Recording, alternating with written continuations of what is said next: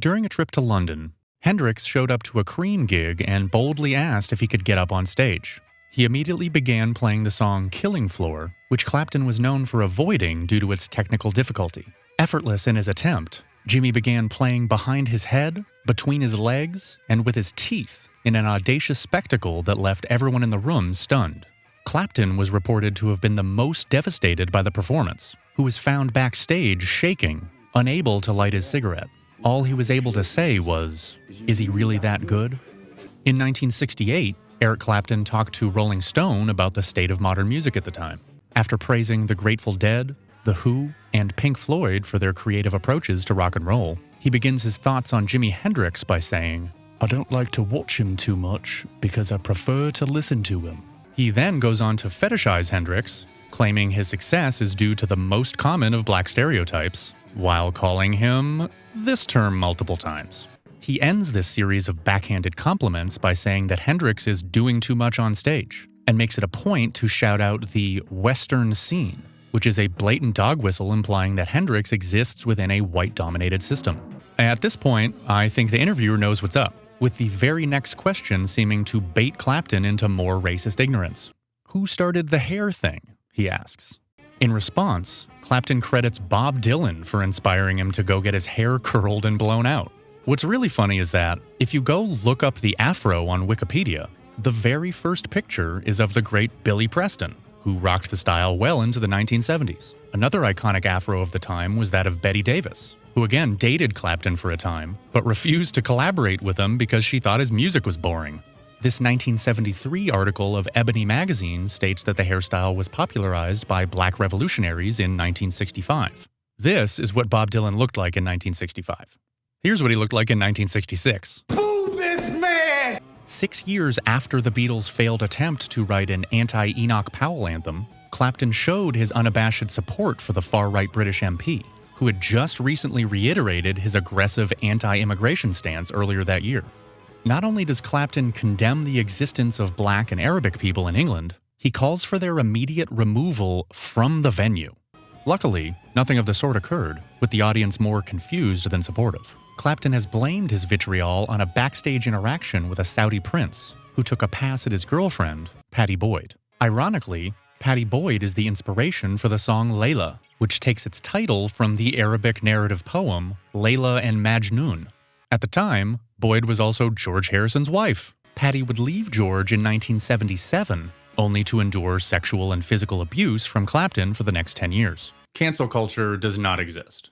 Not only was Clapton's speech an open endorsement of far-right politics, it was a nearly word-for-word. We need to take action, stand firm against the Chinese Communist Party and foreign influence and interference in American research, education, and public affairs. In 1974, the group launched its NF Trade Unionist Association and was known to recruit new members at football matches and other large public gatherings. A few months before this, David Bowie doubled down on previous statements that he believed strongly in fascism and praised Hitler for being one of the first rock stars. It was also around this time that Bowie began to rebuke the black music he appropriated with John Lennon on the song Fame in favor of his new Thin White Duke persona, which he described as a very Aryan fascist type, a would-be romantic with absolutely no emotion.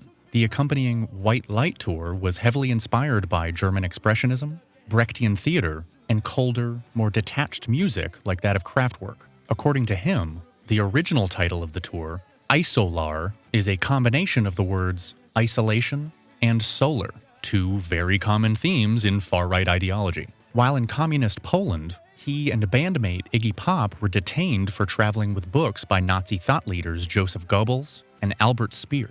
Later that year, the Jewish activist, artist, and unfortunately named Caroline Kuhn threw a New Year's Eve party at her basement flat in West London, which was attended by punk luminaries Malcolm McLaren, Sid Vicious, and Susie Sue, who all arrived wearing swastika armbands. Did you wake up in the middle of the night with an idea? No, it was based on an idea that from talking to a friend of mine who produced the Sex Pistols, a British group. This immediately got the attention of the Rastas running the sound system, who then began packing up their equipment. When the Clash manager Bernie Rhodes got wind of it, he refused to let his band share the stage with anyone wearing the symbol. these public calls for a neo-fascist movement led to the formation of Rock Against Racism, a confederation of artists, journalists, and fans who were not just not racist, but actively against the promotion of racist values. On August 13th, 1977, 500 National Front members organized a march across southeast London, which was met by over 4,000 anti-fascist protesters. Instead of canceling the event, Metropolitan Commissioner of Police David McNee instead decided to send 5,000 police officers to protect the group's right to demonstrate, claiming an orchestrated and violent attempt by extremists to prevent the march from taking place. Within a few years, RAR expanded to Germany and Austria's Rock gegen Rechts festivals, as well as the Boston-based Rock Against Sexism in the US, which blended anti-racism with third-wave feminism and is now considered to be a precursor to the 90s Riot Girl movement. Rock Against Racism also influenced the formation of the Anti-Nazi League, and in 1985, the UK organization simply known as Anti-Fascist Action. Although supported by acts like The Clash, Steel Pulse, Buzzcocks, The Specials, and Pete Townsend of The Who, neither Clapton, Bowie, nor any of the Beatles have ever shown interest in Rock Against Racism. Now, why do you think that is? The National Front's response to Rock Against Racism was, of course, Rock Against Communism, because we all know the opposite of racism is communism. Just a few months after Clapton's live cover of Enoch Powell's Rivers of Blood speech, he was interviewed by Barbara Sharon for Sounds magazine. Describing his rant as great truth, she is clearly sympathetic to his white supremacist rhetoric. Meanwhile, Clapton thinks it was quite funny and claims to know nothing about politics. Over the years, Clapton and his apologists have blamed excessive drug and alcohol consumption for this clearly premeditated act of hate speech. It's not the side effects of the cocaine. But that doesn't seem to be the core of the problem. According to Kieran Tyler of The Guardian, Clapton reasserted his approval of Enoch Powell in this edition of Uncut magazine in 2004. Unfortunately, I can only find a snippet of the interview on Uncut's website, which mainly just talks about how he stole his entire style from Jimi Hendrix and Buddy Guy. This blog post from 2010 points out the fact that Rolling Stone magazine has clearly avoided this topic for decades, instead choosing a mutually beneficial relationship with a known racist and abuser. But all that would change when Eric Clapton came out against COVID restrictions. In December 2020, Eric Clapton released his anti-lockdown anthem, Stand and Deliver, co-written by fellow washed-up rocker Van Morrison. The proceeds for this song go to his Lockdown Financial Hardship Fund, which aims to assist musicians who are struggling amid the coronavirus pandemic. Need I remind you that Van Morrison's net worth is $90 million. Eric Clapton is worth $450 million. I am not going to listen to this song. In 2021, Clapton returned with This Has Gotta Stop, featuring incredibly poignant lines like, I've been around a long, long time, seen it all, and I'm used to being free. I'm not going to listen to that song either. When searching for recent Eric Clapton appearances, I happened upon this interview from August 2023 titled Robbie Robertson, RFK Jr., and Other Controversial Stuff. Eric Clapton is a far-right nationalist. It's not a debate. He believes that England, and probably to some extent America, should be white ethno-states that fetishize people of color while maintaining a strong anti-immigration stance.